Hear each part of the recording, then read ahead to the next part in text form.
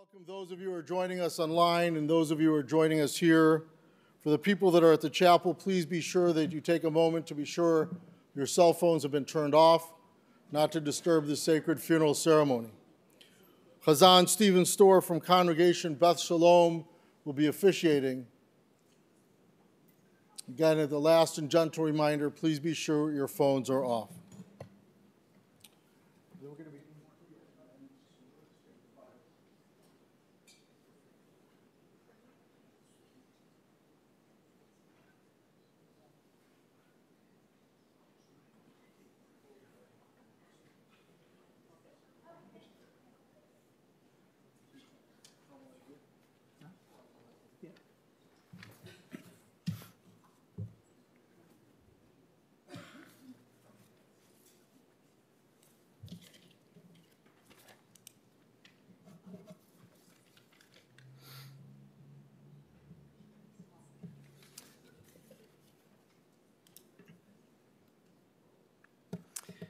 Mizmor LeDavid, Adonai roi lo echsar, benotesh yarbitzeni al mei menuchot yinahaleni, nafshi yeshovev yancheni v'maglei tzedek leman shemo.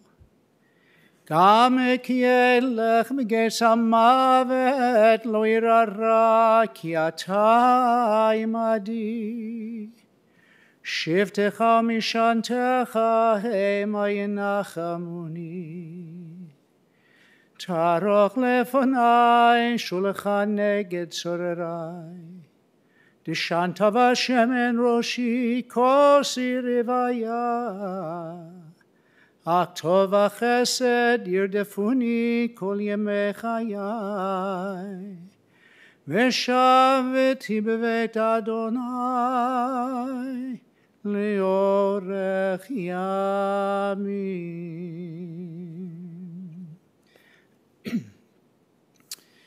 We most often begin services with words from the book of Psalms. The Jewish people respond to death with 3 words of blessing. Baruch Dayan Ha'emet. We praise you, God, as the true creator of our lives and of this world, even in difficult moments.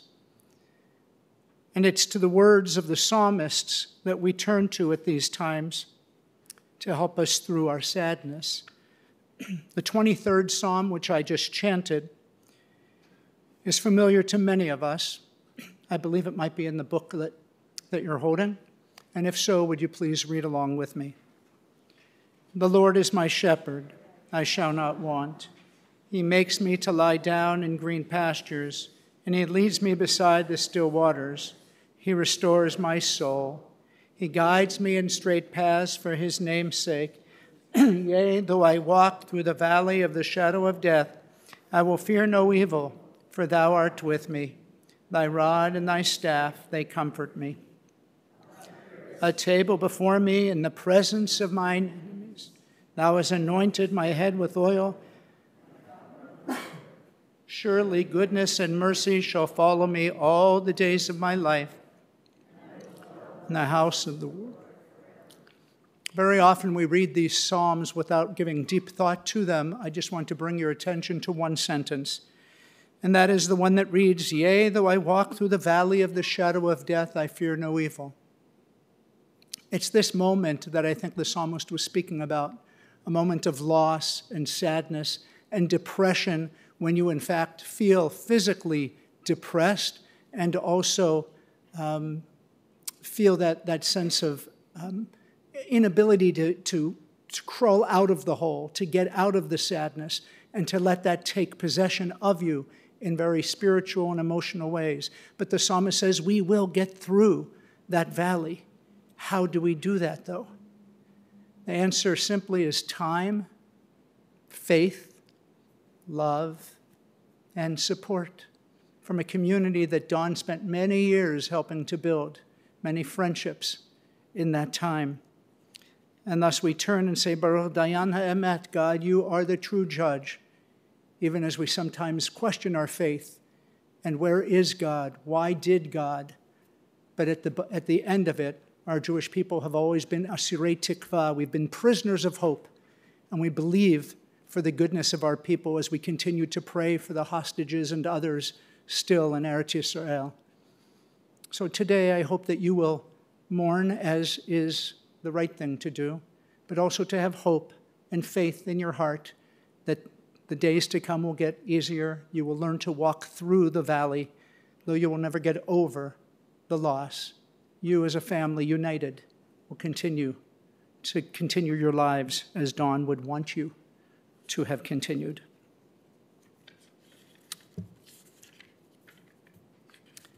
Lechu vanim shimu li yirat Adonai lamadechem, miha'ish hachafetz chayim, ohev yamim lirot tov. Come, children, says the psalmist, and listen carefully, and you will learn what it means to honor God, to fear the Lord, who is eager for life, one who desires good fortune, one who guards their tongue from evil and their lips from deceitful speech, a person who rejects evil within their lifetime and does good, always seeking amity and peace between neighbors and pursuing the love that is within each of us.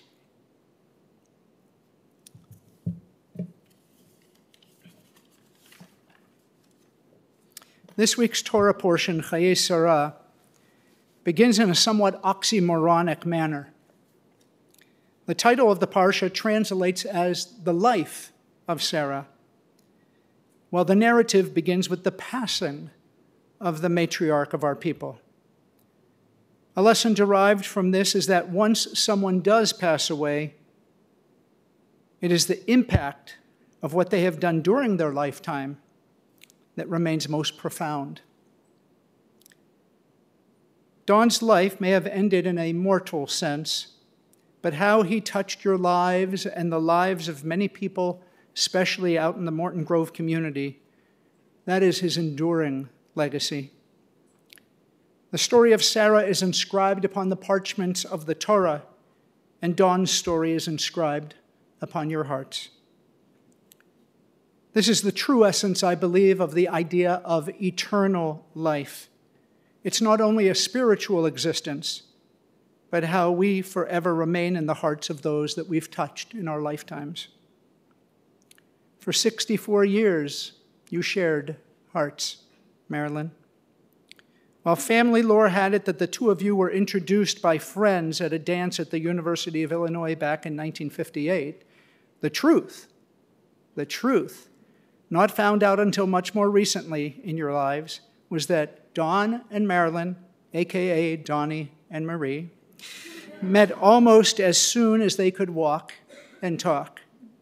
You see, the homes of these two tots were next door to one another on North Kedzie. Dawn and the girl next door would ultimately marry in 1960. You danced at your wedding to the song My Wonderful One, and you said you enjoyed dancing with Dawn throughout life, though you confessed that he had to take a few lessons to keep up with you. You did not only dance, but you jogged together, and you went to the health club together. The most influential help that Dawn had on you, you said, was that he got you to stop smoking many years ago, and you said it saved your life. And then later in life, you were his caregiver, the one who came to watch over him as he needed you, and to whom you gave life to his years. Your life together was splendid and filled with countless moments of travel and friends with whom you socialized so many times. You enjoyed theater and the movies. You were co-joined in your devotion to your synagogue in Morton Grove for decades, upon which each of you left a mark. Your children recalled the joy of watching their father dress up and perform in synagogue skits, being it for men's club or the Mother's Day, let's call it comedy routines. He was also on the ritual committee and the board of trustees, and he played many other roles in the synagogue and in the community. But most of all, Marilyn, he was your one and only. He was born in Chicago to his parents, Agnes and Sam, and enjoyed a close relationship with his sisters, Charlene and Velda. In fact, as was written in the obituary you may have read, it was his sister Charlene who took Don to his first Cubs game, which just happened to be the 1945 World Series. He remained loyal to the Cubbies for the next 7 decades and was able to witness yet a Chicago World Series victory. He also enjoyed other Chicago sports teams. He liked reading about history. He liked following politics. His granddaughter noted that even when he was not well and unable to truly clearly communicate, he yet enjoyed reading books. When taking the time to relax, he became a couch potato, watching the news, watching the sports, and his favorite reruns of Hogan's Heroes. Don was a man who amassed an impressive resume from the time he was in college at the University of Illinois as well as at DePaul and well into his later years. He was industrious, he was hardworking, and his reputation was stellar. He was a quiet man, but yet known to be by many people the man to go to for advice on issues. The patriarch of this family was there for his immediate family, of course, as well as nieces and nephews who may have sought out his advice. Once Don and Marilyn decided to move to Morton Grove, he became deeply engaged in civic activities and leadership, serving long years a village trustee. Some of the most vivid memories I heard from family were the 4th of July parades, which Don would always march in and address the community. Some of his accomplishments were not only helping his immediate community, but things that he had done that impacted places worldwide. You explained to me that even reporters from Japan came to interview him regarding his work for banning private possession of handguns in his neighborhood. There is so much more to talk about Don's accomplishments as written by his family in that beautiful obituary. One line, though, that I would like to highlight is the most meaningful one of all to me. It said, during his term in office, he helped pass countless laws, implement programs that all made Morton Grove a great place to live and to raise a family. Don had amassed, I'm told, many scrapbooks that he had created in his lifetime, which I believe will be relished by family, and eventually, if not already some of them, in its historical society. But most of all, it was his family who counted on him and to whom he was most devoted. Children of blood and marriage, Susan and Michael, Laurie and Stephen, Kim and Andrew. And I'd like to invite Sue and Laurie and Kim to offer their thoughts. We can't possibly share every morsel of accomplishment which Don amassed, nor run down the impressive list of his educational and professional resume, but he did quite a bit in the years he had here on life. When he finally chose to retire, he went right back to work, then focusing on his grandchildren, about whom we will speak in a short while.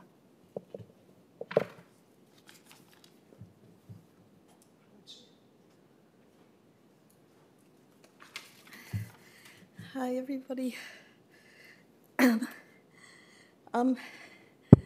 As the cantor was saying, this week we're reading in the Torah about Avraham Avinu, Abraham, our father, burying his beloved wife, Sarah.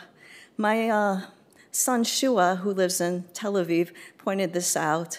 It also happens to be his bar mitzvah parsha. This is the one he read in the synagogue on his bar mitzvah. And unfortunately, my children couldn't come today. We're kind of in the middle of a war, and it's a little bit hard these days, you know. It took me over 30 hours to get here because we had to go through the Amorites, believe it or not. But we have a Abraham Accord, speaking about Abraham Accord, so that made it a little bit easier for me to stay there overnight. Anyway, my dad reminds me of Abraham like Abraham, like last week in the portion we read, he was so giving. He had so much chesed, so much giving to other people, just like my father.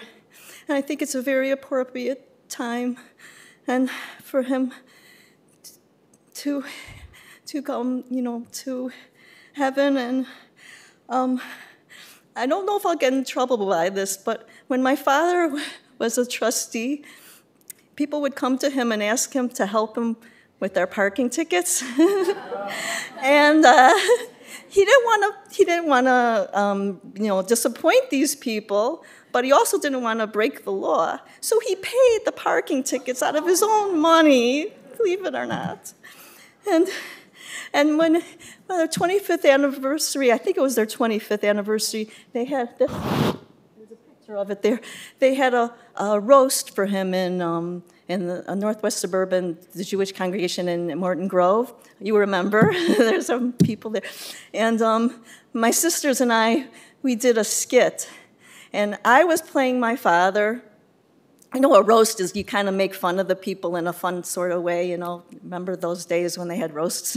Anyway, I played my father, Lori played my mom, and Kim played this strange, moony, well, you played yourself too, but you also played, you played this strange, moony beggar person at the door asking for money. And Lori, as my mom, was saying, "Why are you giving to that person?" And me, as my father, was saying, "I give to everyone equally."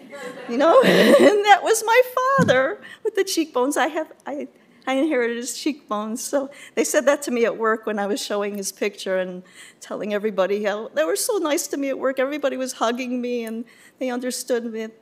Traveling 7,000 miles to come for here. I would come from Mars, I was telling people. I would come from Mars to come to see my daddy. Anyway, as everybody's saying, he was a big Cubs fan, and I loved going to the games with him. He never had any sons, so, us daughters had to be the sons, and go to the games. But I loved them anyway. I was a really big, that, Mitchell, how big of a Cubs fan and knowing that we were. And I'll tell you how big of a Cubs fan I was when my first son was born, Ellie. When the first thing I said when he came out was, "My father finally has his shortstop." And although my son ended up being a catcher, but he still played baseball and went to the Cubs games with us. And my son always likes Ellie, my oldest son, loves baseball. And but when the anesthesiologist, I had to have a C-section. The anesthesiologist, when he heard that, he made a little bit. He drew a little picture of the Cubs logo, and he wrote it on the little cap that they give the little babies when they come out. So he had a Cubs. For his first hour, he was a Cubs fan. And that's how I'm going to try and think of him. All the fun, warm things that he's done, and the funny things too. I mean, I'm sure he's in heaven. He's laughing with his maybe Ernie Banks and Ron Santo, or he'd get to meet them and get their autographs, And of course his sisters, Velda and Charlene. And thank you. I think it's time for Lori.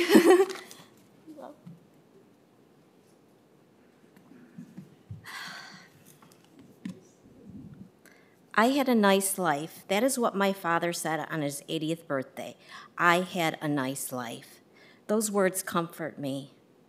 Dad grew up on the north side of Chicago, son to Sam and Agnes, the youngest of 3 siblings. And because he was the only boy and the baby, his parents and sisters, Charlene and Velda, doted on him.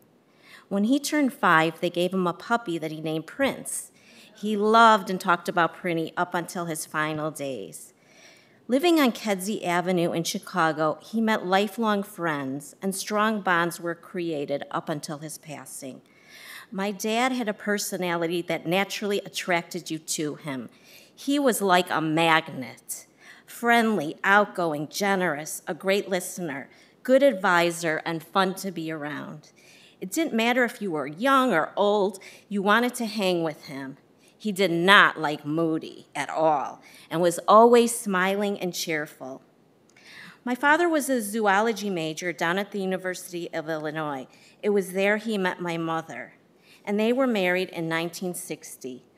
A lifelong romance of 64 years ensued. They had a wonderful marriage because they complemented each other. Knowing their strong qualities and shortfalls helped define their marriage, as they loved each other unconditionally. After they were married, they moved to Hoyne Avenue in Chicago, and it was there where Sue and I were born. They then bought the house in Morton Grove. Growing up with my two siblings, Sue and Kim, was quite the experience. Because my father loved animals, we had many animals. Birds, fish, dogs, cat, guinea pig, and rabbit. Not all at the same time, though. Being around animals made Dad happy, and so did the Cubs. He was a Cub fan at a very early age, and so were his girls. To be honest, I was never really into sports or baseball, but going to Wrigley Field and watching the Cubs was very special to me because it was a day that I could spend with my daddy. Secretly, I think that he knew that I wasn't into sports, so he let me eat my way through 9 innings with all the junk food I could tolerate. Even if he didn't give me all those snacks, it wouldn't have mattered because I enjoyed being with him so much. My father was very patient and a great teacher. Throughout his life, he helped so many people learn. He taught me to read when no one else could, to ride a bike, drive a car, and he tried to teach me math, but that was a feat that no one could conquer. But the most important value I learned from him was that of being kind, caring, and finding the goodness in others. Dad made every day fun, even getting up for high school at 7 in the morning.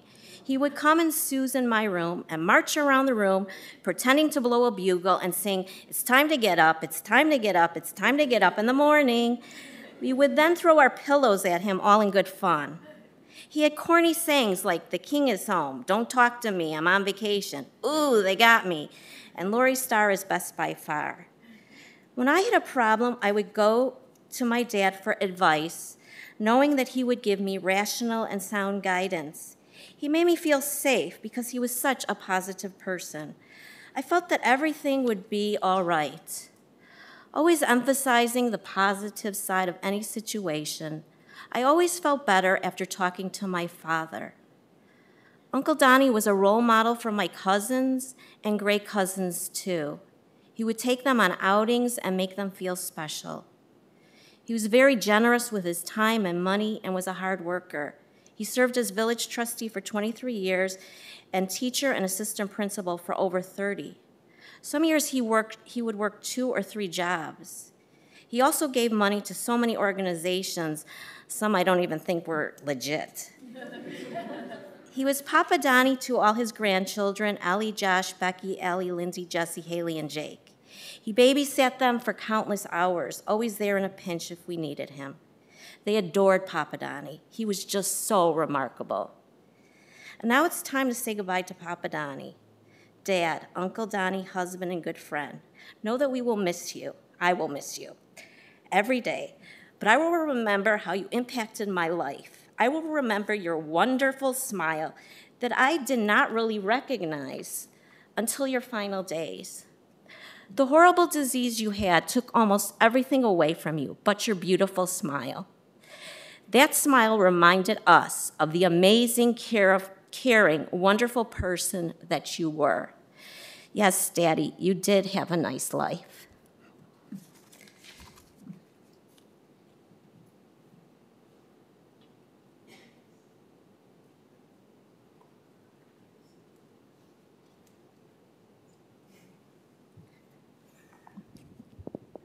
Well, first of all, I'd like to thank everybody for being here and everyone who's watching at home also. Our dad was not just a great man, he was a good man. He was a born leader and went out of his way to help anybody in need, even if he didn't know them. He once gave CPR to a total stranger and actually saved his life. My dad was my Google before there was such a thing.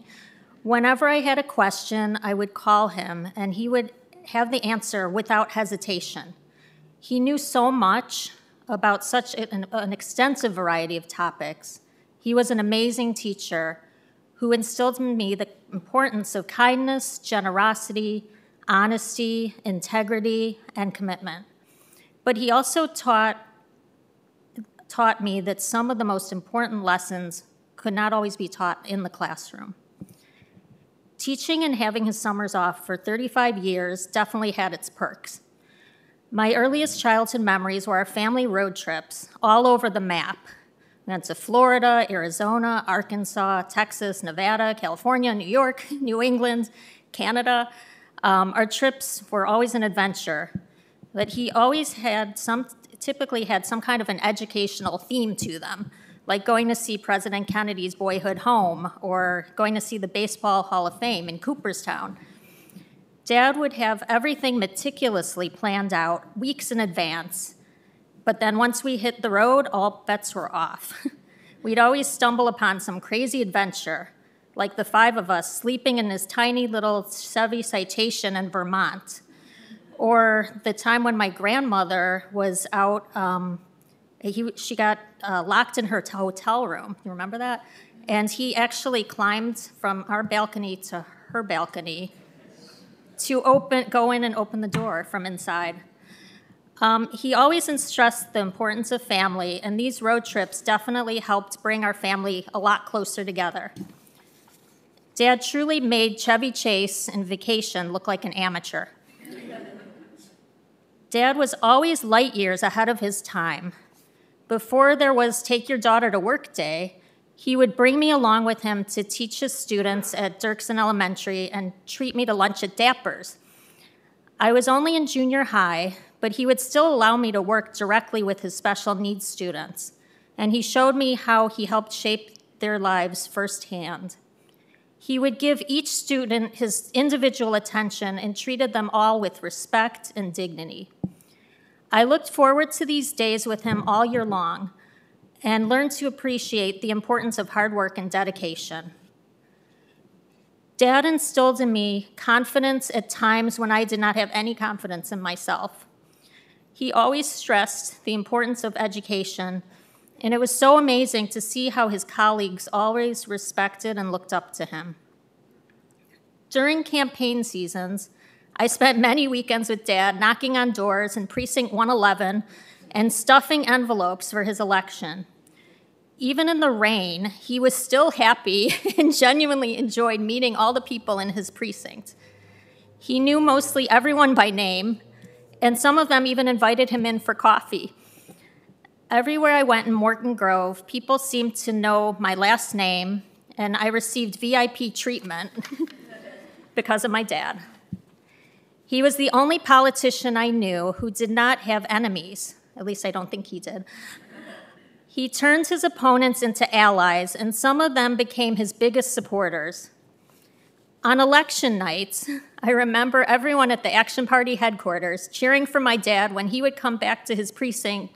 He would come back to the headquarters with his precinct totals. Because he was always working until the last minute, he was usually the last one to arrive. His party knew that they could always count on him to deliver the most votes of any precinct in Morton Grove, and everybody was always cheering when he showed up. But to my dad, the election wasn't just about winning. As a trustee, he worked tirelessly to make our community a better place to live and never turned his back on anyone in need. He showed me the importance of leading by example and being a good role model. Dad worked hard, but the most important thing he taught me was how to have fun. We shared a lifelong love of the Cubs through good times and heartbreak, well, mostly heartbreak, and we went to more Cub games together than I can count. I remember watching together when the Cubs blew it in Game 5 in 1984 and when they blew it in Game 6 of 2003. But I also remember in 2016 how excited he was to attend his first World Series in 71 years. I was able to give him my only ticket for his 80th birthday, so we dropped him off at the gate and witnessed his triumphant return to the friendly confines for the World Series. Luckily for him, he had also taught me how to give back. My most memorable Wrigley experience with him was not at a game. It was media day, and we were allowed to roam the entire ballpark for 3 hours. We spent the evening eating hot dogs in the dugout, playing catch in the outfield, where so many of his Cubs heroes had once played.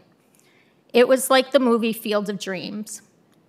It was so amazing to watch Dad in his happy place. He was like a little boy. Even as he got sicker these past few years, he never lost his love for baseball. He could still play catch, and I would read him stories about the Cubs at his bedside. Dad, you rallied through so many extra innings. You were the strongest man I've ever known, and you never stopped fighting, determined to be there for us, your family. I will think of you every time I go to a Cubs game, or eat a hot dog, or sing Take Me Out to the Ball Game. I love you and I miss you so much, and I truly hope that you have found your field of dreams.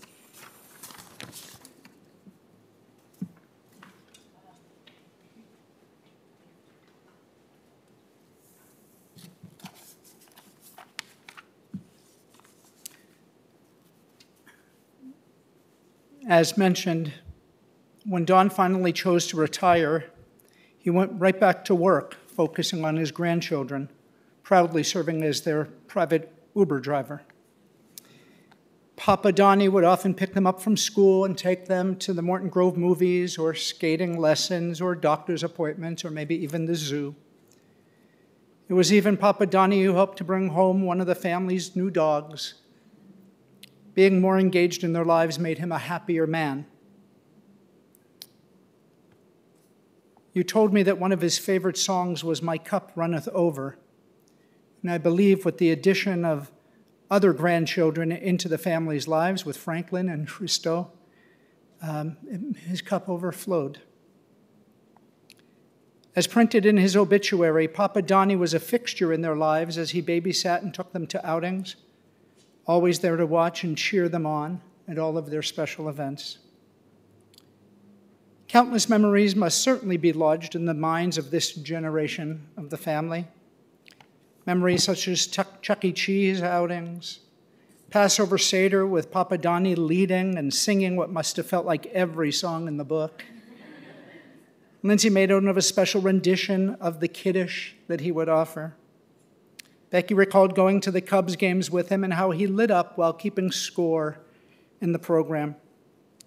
Jesse remembered the Steal the Nose game and that he played, I imagine, with each of you. Haley and Jack and others also made note of the hide and seek with the penguin. And at some point, some panda showed up as well. It was that panda that sat with him, you said, when there were days that you might not be able to come and visit. It reminded him of you. I must believe that you were all pleased of your Papa Donnie's wokeness and his support for women's rights. Figures, though, having had 3 daughters. We'd like to hear from one of the granddaughters today, Allie, who will share some of her own thoughts and memories, which I'm sure will reflect on your cousins and siblings as well.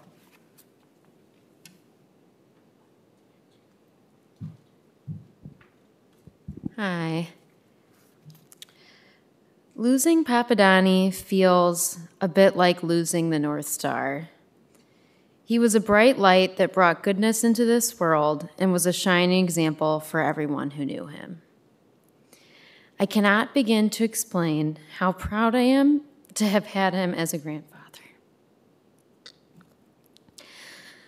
Papa Donnie respected people from all walks of life.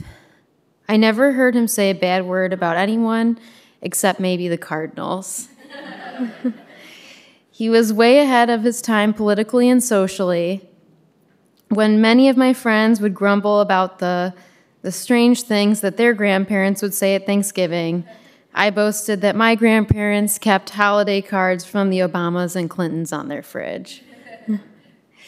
He worked hard through the Action Party to make his local community a better place.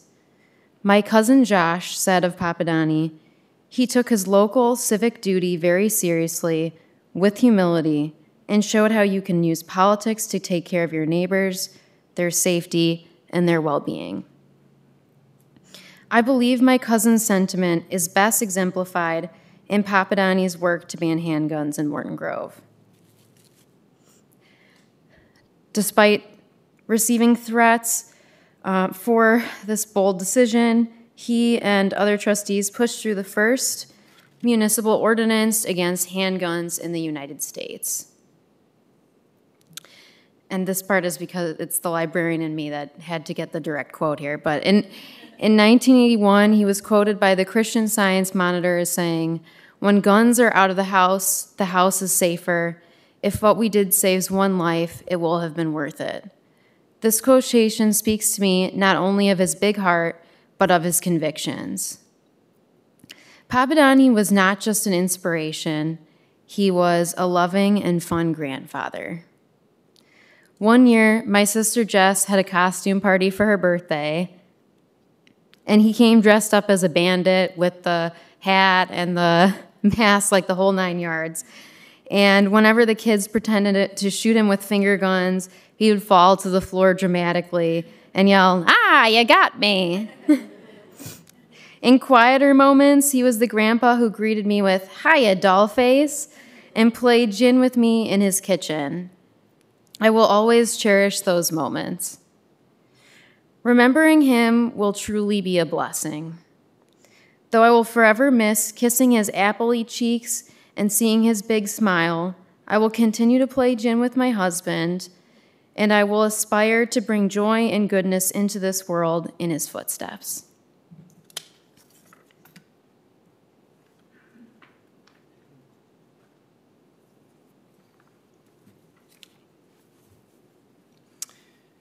Don's cubbies were certainly a major focus in his life, but not did he only root for that home team, but for his home team of grandchildren, whom I'm sure brought so much happiness into his life.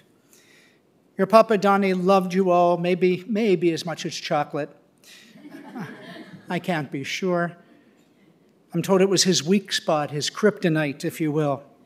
Lori made note of recalling that when she gave birth to Lindsay, her dad brought her a very large box of chocolates for her room, which he polished off. Don also enjoyed some other outings with some very dear friends to which he held close to his heart. Tuesdays, I'm told, were card day with his regular gathering of buddies. Mall walking was also on Tuesdays, but there was also Thursdays. He would also squeeze in lunch at Cappy's on Thursday, while Monday and Wednesday and Fridays were set aside for the health club day, pardon me, and Saturday was set aside for Northwest Suburban Jewish Congregation, and now we at Beth Shalom are pleased to have him as part of our community as well. I'm sure you got scheduled in now and again, Marilyn, but he had a tight schedule, so. Family has invited a dear friend, Shel Marcus, to offer us some words.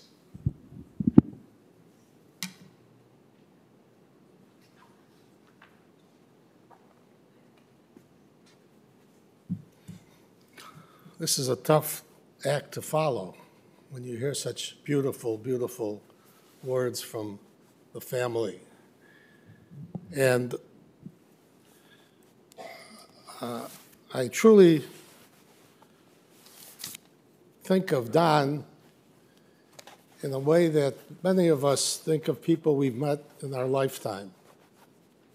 As we go through life, we meet a lot of different people, and some of them make an impact on your life. One was Don Sneider. I met Don Sneider in the early 70s when my family moved into Morton Grove, and we were looking for a Jewish synagogue in Morton Grove. It wasn't too difficult. There was only one synagogue, a Jewish synagogue in Morton Grove. and that was Northwest Suburban Jewish Congregation. And it was a beautiful synagogue. It became our home away from home. And I noticed there were a number of former members of Northwest Suburban Jewish Congregation here, because once you're a member of Northwest Suburban, you're always a member of the family that you met there. And I met Don and Marilyn at a Shabbos Friday night dinner at Northwest Suburban, and they were unique. And we were lucky because we sat with Don and Marilyn at the same table. We didn't know them at the time. And I looked across the table, and Marilyn introduced me to Don and introduced me as new members of the synagogue. And Don was very quiet. Marilyn did most of the talking. But they were a beautiful couple. And the one thing I remembered about Don and Marilyn was their activity at the synagogue. Their volunteerism was unbelievable. Whenever there was the event, Don and Marilyn were there.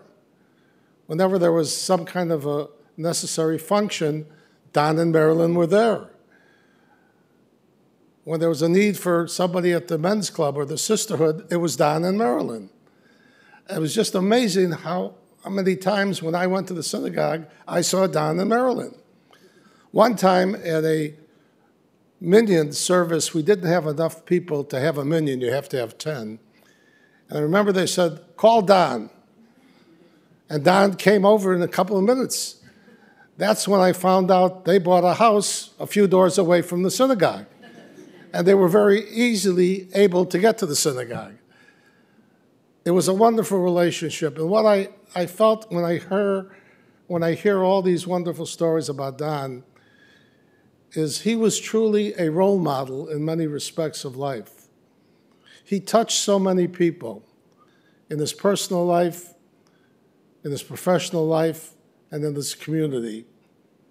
And in his personal life, as a husband, as a father, as a grandfather, you heard the stories of how much he was loved by the children, by the family, and by the 3 beautiful daughters he raised, Sharon, Lori, Kim, and their beautiful families. He set up, whether they realized it or not, a life of living for them as a role model. In fact, he met so many people whose lives were touched, he became a role model for many people. Like I found out, he loved to play gin rummy. And every week, there was a group of guys who would get together and they would play gin rummy. And another group of guys would meet at Cappy's every week for coffee and. And in all these situations, they didn't realize their life was being touched by this beautiful, quiet gentleman called Don Sneider, a truly role model. And in his professional life, an educator, an individual who taught young children at the elementary level in math, science, even driver's education. He was a role model. If you go back in your own life, and some of you may remember a teacher that inspired you as you went through life, that's the kind of individual Don Sneider was, a role model. And of course, after he retired, after I think 35 years, besides being a teacher, he was also a principal, assistant principal, I think at the Dirksen School. Forgive me if I don't remember that.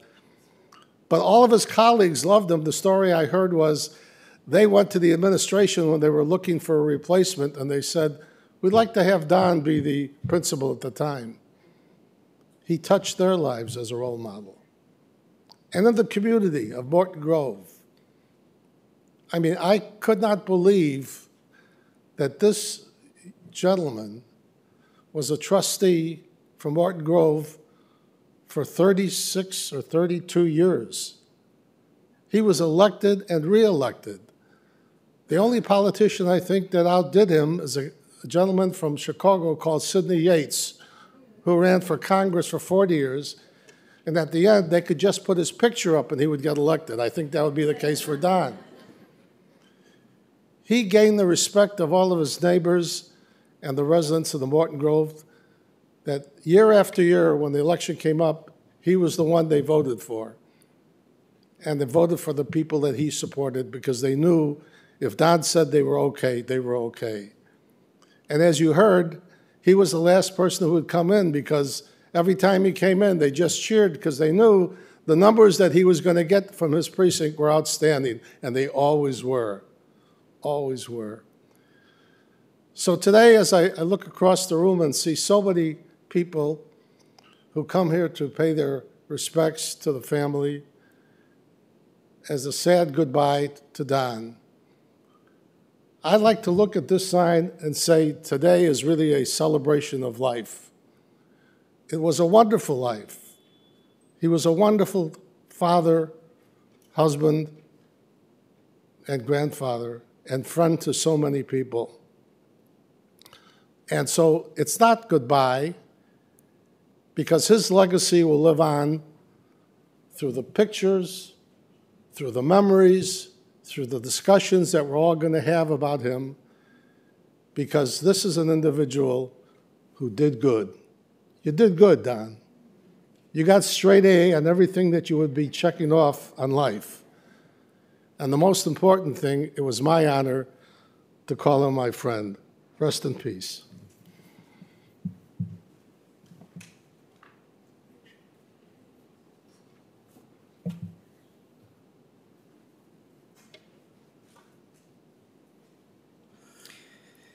As I noted previously, we cannot offer a full biography of Don Sneider's life in the time we have. But that is what we can continue to do at Shiva and for the years and years to come. No doubt with Thanksgiving just around the corner, there's little doubt that his presence will be missed at the table. And it will be difficult to accept the fact that he's now truly gone, but as you just heard, he will never be absent from your lives. When I visited with Don last week, I talked to him, I chanted some prayers, sang a song or two, and soon thereafter he came to his final rest. One of his favorite songs was "Fly Me to the Moon," and I believe that's where his soul shall be, now dwelling amongst the heavens, the galaxy which exists above the moon, as he plays among the stars. And it's there that you can gaze at nighttime and always feel his presence, as you shall always feel him within you. On behalf of Marilyn and the family, we thank everybody for being here today. If you'll stand, we'll close with a memorial prayer.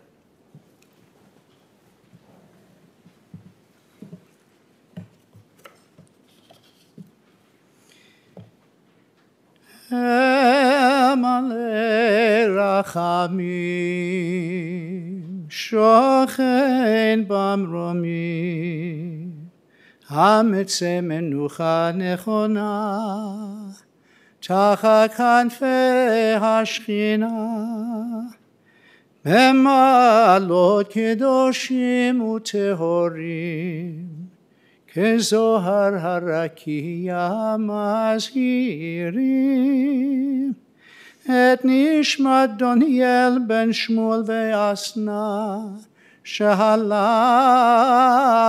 לעולמו בגן עדן תהא מנוחתו אנא בעל הרחמים אז תראהו בסתר כנפיך לעולמים וצרור בצרור החיים את נשמתו אדוני הוא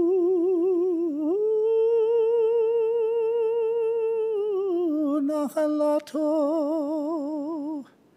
וינוח בשלום משכבו ונאמר Amen. Almighty God of the living and the dead, send comfort to your children who now grieve. Overcome by the pain of loss, they need your help to focus on the triumph and the joy in Don's life.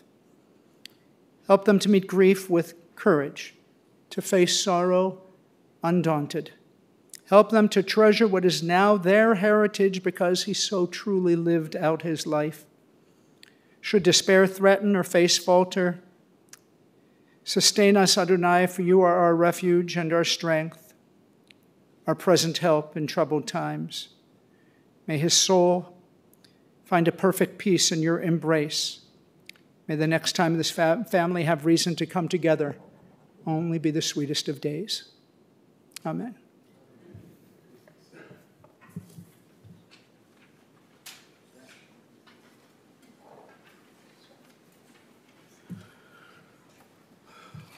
Ladies and gentlemen, the Shiva will be at Congregation Beth Shalom, Tuesday upon return from the cemetery till 8:30 p.m., Wednesday from 5:30 to 8:30 p.m. Please note the Shiva coordinators on the service folder. Memorial contributions to the Alzheimer's Association is also on the service folder. For those of you who are joining us via live stream, all that information can be found on the funeral home's website.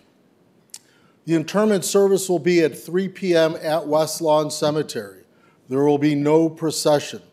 So as soon as the service is concluded here, for those of you who are going to the cemetery, I strongly recommend getting into your cars and going. The address is 7801 West Montrose, and it's the western gate, not the one by the office.